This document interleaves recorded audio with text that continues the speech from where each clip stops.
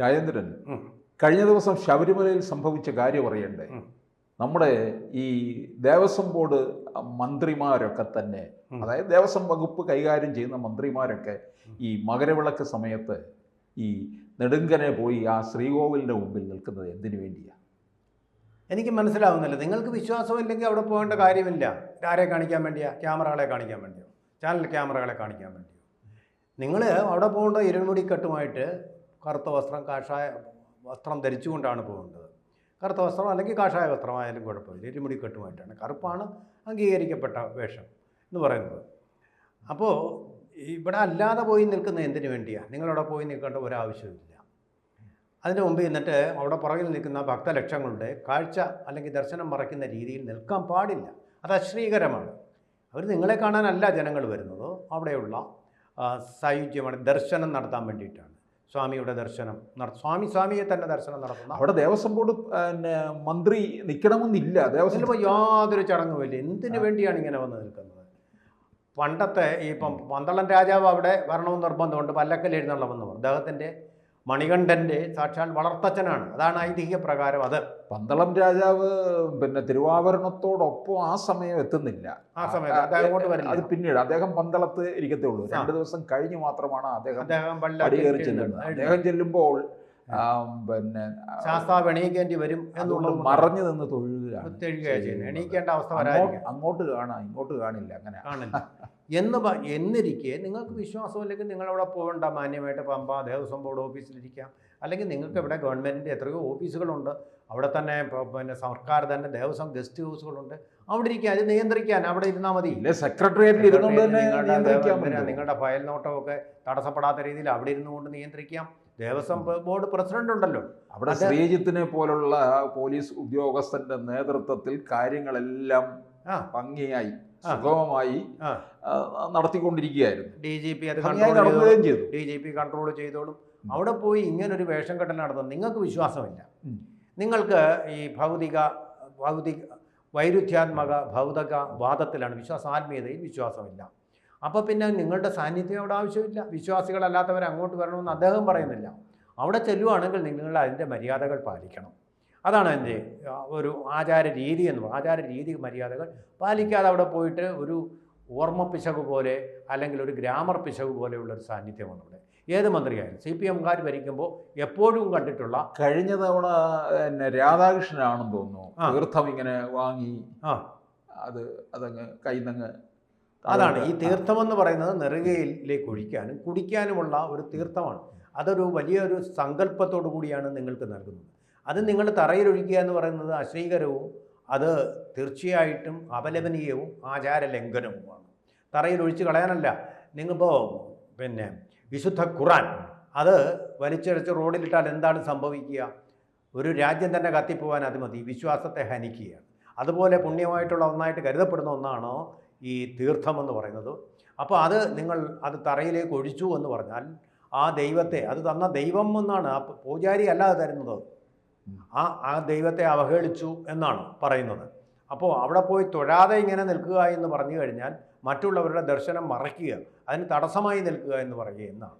അതും ആചാരലംഘനം തന്നെയാണ്. അങ്ങനെ മന്ത്രിമാരായിട്ട് പോയി അവിടെ ആചാരലംഘനങ്ങൾ നടത്തേണ്ട ആവശ്യമില്ല. ഇതൊരു വിശ്വാസത്തിൻ്റെ ശ്രീകോവിലാണ്.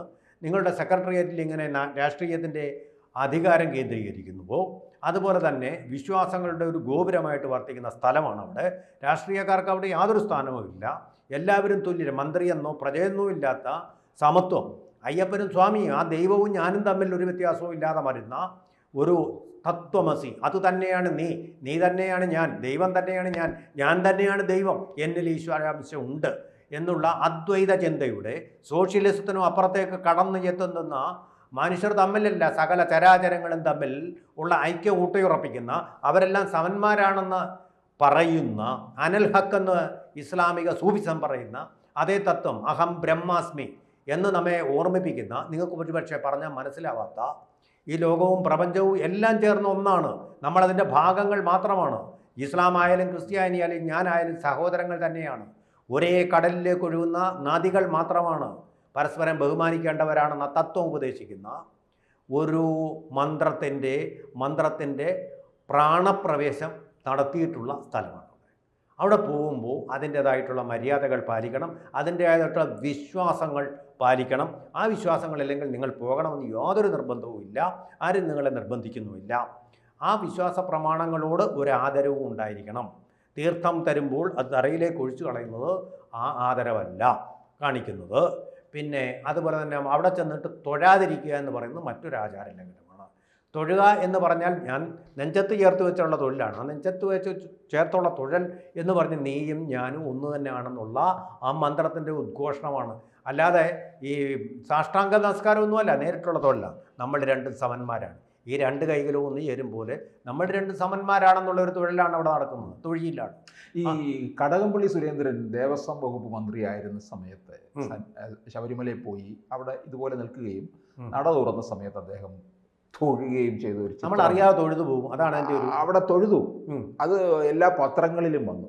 ഒടുവിൽ അദ്ദേഹത്തിന് വിശദീകരണം കൊടുക്കേണ്ടി വന്നു. ഇവിടെ എന്ത് കഷ്ടമാണ്. അദ്ദേഹം രാഷ്ട്രീയ നേതാവ്, വേറൊരു രാഷ്ട്രീയ നേതാവിനെ കണ്ടാൽ തൊഴിലില്ലേ? പ്രധാനമന്ത്രി വരുന്ന കാണുമ്പോൾ തൊഴിലില്ലേ? അതെ, സമന്മാരാണ്. നിങ്ങൾ അവിടെ ചെറിയ ആളാവണ്ട, അടിമയാവണ്ട.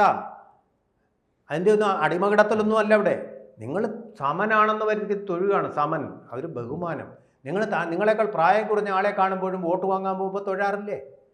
അപ്പം നിങ്ങൾ വന്ന് നിൽക്കണമെങ്കിൽ നിങ്ങൾ തൊഴണം, തൊഴുന്നില്ലെങ്കിൽ നിങ്ങൾ മാറി നിൽക്കുക. പിണറായി വിജയൻ ഗുരുവായൂർ എന്നിട്ട് ചോദിച്ചില്ല, ഇങ്ങനെ അവിടെ മാറി നിന്നിട്ട് അവിടെയാണോ കൃഷ്ണൻ ഇരിക്കുന്നത് എന്നൊക്കെ അല്ലേ? ഇതൊക്കെ വളരെ പരിഹാസ്യമായിട്ടുള്ള കാര്യങ്ങളാണ്. അതുപോലെ ശബരിമലയിൽ വന്നല്ലോ, ആദ്യ തവണ ശബരിമലയിൽ ചെന്നപ്പോൾ കയറാൻ പറ്റിയില്ല, മഴ പെയ്ത് പറ്റില്ല. പിന്നീട് രണ്ടാമത്തെ തവണയാണ്. ആദ്യ തവണ കയറാൻ പറ്റാതായപ്പോൾ PC ജോർജ് പറയുകയും ചെയ്തു, സമയമായിട്ടില്ല, സമയമാകുമ്പോൾ അയ്യപ്പൻ വിളിച്ചോളൂ എന്ന് പറഞ്ഞു. രണ്ടാമത്തെ തവണ കയറി. അവിടെ ചെന്നിട്ട് എന്താണ് കഴുത്തിൽ മാലയൊന്നും ഇല്ലാത്തത് എന്നൊക്കെ ചോദിച്ചു, ക്ഷേമം അന്വേഷിക്കുക.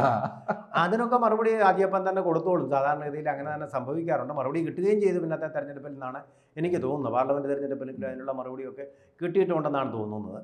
ഈ നിങ്ങൾക്ക് ഇതൊക്കെ അന്ധവിശ്വാസമായിട്ട് തോന്നുന്നുണ്ടെങ്കിൽ നിങ്ങൾ ഇതുമായിട്ട് സഹകരിക്കണമെന്ന് യാതൊരു വിധമായിട്ടുള്ള നിർബന്ധവും ഇല്ല. ഇവിടെ ഇപ്പോൾ സംഭവിച്ചിരിക്കുന്നതെന്ന് പറഞ്ഞാൽ അവിടേക്ക് വലിഞ്ഞു കയറി ചെല്ലുക മന്ത്രിമാരെ ആരും ക്ഷണിച്ചിട്ടില്ല. ഇവിടെ ആചാരപ്രകാരം മന്ത്രി വരണമെന്നില്ല. പിന്നെന്തിനാണ് പന്തളത്ത് രാജാവ് വരണമെന്നുണ്ട് ആചാരപ്രകാരം. അതുകൊണ്ട് അല്ലെങ്കിൽ ഇവർക്കൊരു കാര്യം ചെയ്യാമായിരുന്നു. ഇങ്ങനെയുള്ള ഒരു മുന്നണിയിൽ ഈ ദേവസ്വം വകുപ്പ് ഈ CPM-ഓ CPI-യോ ഏറ്റെടുക്കാതെ മറ്റ് ഏതെങ്കിലും ഘടകകക്ഷികൾക്ക് കൊടുക്കുക. ഇപ്പോൾ KSRTC കൊടുത്തിരിക്കുന്നത് ആർക്കാണ്? കേരള കോൺഗ്രസ്, പിന്നെ ബാലകൃഷ്ണപിള്ള ഗ്രൂപ്പിനല്ലേ. ഇതുപോലെ ദേവസ്വം വകുപ്പും അങ്ങ് കൊടുക്കുക. അപ്പോൾ അവരാകുമ്പം ഭക്തർ കൂടിയാണ്, അവിടെ പോയി കാര്യങ്ങളൊക്കെ നോക്കും. ഈ ശ്രീകോവിലിന് മുമ്പിൽ പോയി ഈ നെടുങ്കനെ നിൽക്കുകയുമില്ല. അതല്ലേ നല്ലത് ശരിക്കും. K. രാധാകൃഷ്ണന് പകരം വന്ന മന്ത്രി എന്ന് പറയുന്നത് വാസവൻ അല്ല മന്ത്രി പുതുതായിട്ട് വന്നത് വയനാട്ടുകാരനായിട്ടുള്ള മന്ത്രിയാണ്. അദ്ദേഹമായിരുന്നു ഈ സ്ഥാനം അലങ്കരിക്കാൻ തീർച്ചയായിട്ടും അധികാരമുള്ള ആൾ, യോഗ്യനായിട്ടുള്ള ആൾ.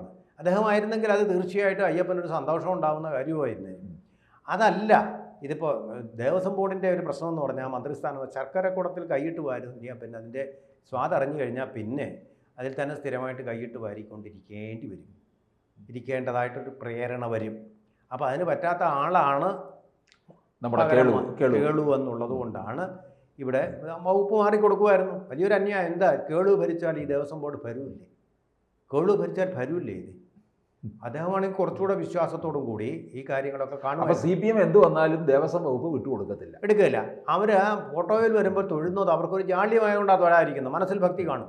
നിങ്ങളെപ്പോലെ ഇതിനേക്കാൾ കൂടുതൽ നാട്യത്തോടു കൂടി ഇരുന്നവർ പിൽക്കാലത്ത് പോയി തൊഴുതിട്ടുണ്ട്. ശ്രീകോവിലിന് മുമ്പിൽ ഭാര്യയെയും കൂട്ടി പോയി തൊഴുതിട്ടുണ്ട്. ഭാര്യയെ കൊണ്ടുവിടാനാണെന്ന് പറഞ്ഞ് പുറത്തു നിന്ന് തൊഴുതിട്ടുണ്ട്.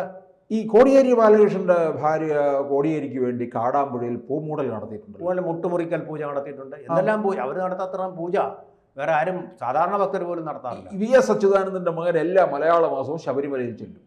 എല്ലാ മലയാള മാസവും VSന്റെ പേരിൽ അവിടെ അർച്ചനയും നടത്തുന്നുണ്ട്. ഓക്കെ. അപ്പോൾ നിങ്ങൾ ശ്രദ്ധിക്കേണ്ട ഒരു കാര്യം, അവിടെ ചെന്ന് ദൈവത്തെ കണ്ടില്ല, തൊഴിലില്ല. പക്ഷേ നിങ്ങൾ ശ്രദ്ധിച്ചിട്ടുണ്ടാവും ഒരു കാര്യം, അവിടെ വന്നിരിക്കുന്ന ഭക്തലക്ഷങ്ങളിൽ ഭൂരിപക്ഷവും തമിഴ്നാട്ടിൽ നിന്ന് എത്തിയതാണ്. സനാതനധർമ്മം എന്ന് പറയുന്ന കോവിഡാണ്, കുഷ്ഠമാണെന്ന് പറഞ്ഞാൽ ഉദയനിധി സ്റ്റാലിൻ്റെ നാട്ടിൽ നിന്ന് എത്തിയവരാണ് ഇതിൽ ഭൂരിപക്ഷവും എന്നുള്ള സത്യം കൂടി നിങ്ങൾ മറക്കരുത്. അപ്പോൾ ഉദയനിധി സ്റ്റാലിനേക്കാൾ തമിഴ്നാട്ടിൽ നിന്ന് വരുന്ന ഭൂരിപക്ഷം ജനങ്ങൾക്കും വിശ്വാസമുള്ളത് ഈ നമ്മുടെ ദക്ഷിണാത്യനായ ആ ഭഗവാനിലാണ്, അതായത് ധർമ്മശാസ്താവിലാണ്, അല്ലെങ്കിൽ സ്വാമി അയ്യപ്പനിലാണ്. എന്നുള്ള കാര്യം കൂടി നിങ്ങൾക്ക് രാഷ്ട്രീയമായിട്ട് അവിടെ പഠിച്ചെടുക്കാൻ കഴിയും. നിങ്ങളുടെ ഒന്നും ഈ വാക്കുകൾ കൊണ്ട്, പിൻവാക്കുകൾ കൊണ്ട് ഇല്ലാതാക്കാൻ പറ്റുന്നതല്ല ഈ സനാതന ധർമ്മവും അതിൽ വിശ്വസിക്കുന്ന ആൾക്കാർ. നിങ്ങളുടെ വാദപ്രതിവാദത്തിനൊന്നും വരാനുള്ള അറിവ് അവർക്കുണ്ടാവില്ല.